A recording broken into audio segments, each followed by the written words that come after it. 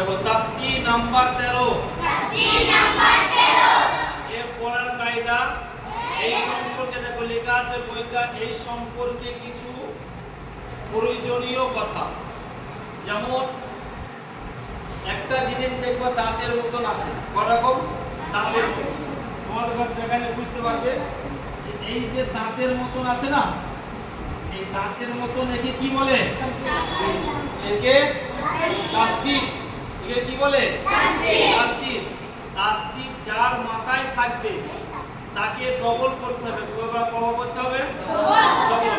যেমন এখানে দেয়া আছে হামজা বা সবর আপ,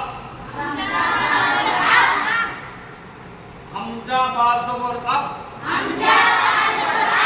বা সবর বা, আব্বা, হামজা বা সবর আপ, বা সবর বা, আব্বা, হামজা বা জের ইব, বা সবর বা, ইব্বা, হামজা বা পেশ উপ, বা সবর বা, উব্বা, আব্বা, ইব্বা, উব্বা, আব্বি, ইব্বি, উব্বি, আত্তা, ইত্তা, উত্তা, আত্তি, ইত্তি, উত্তি। কেন বাটা সবসময় কি হচ্ছে? পায়ের উপরে, পায়ের উপরে কি আছে? তাসদিদ। এই পায়ের উপরে তাসদিদ থাকার কারণে বাটাকে সবসময় ডবল করতে হচ্ছে। আবার দেখো লেখা আছে বইয়ে হামজা বা সবর আপ,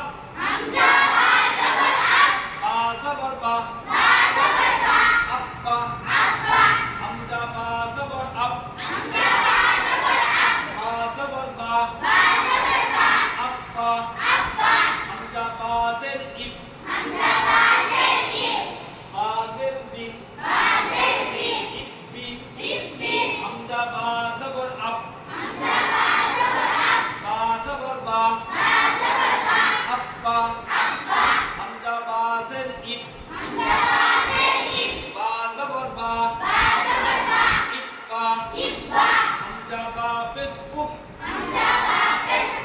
বা সবর বা, উব্বা, আব্বা, ইব্বা, উব্বা, আব্বি, ইব্বি, উব্বি। এটা সম্পূর্ণ কায়দা আছে। তারপরে দেখো একটা কায়দা আছে হামজা বা সবর আপ,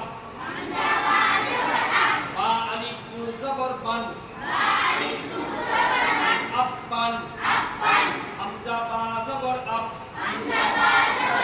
বা আলিফ দু সবর বান, আব্বান, ইব্বান, উব্বান, আব্বান, ইব্বান, উব্বান। আলিফটা এর সঙ্গে ধরা পড়ছে, ঠিক আছে?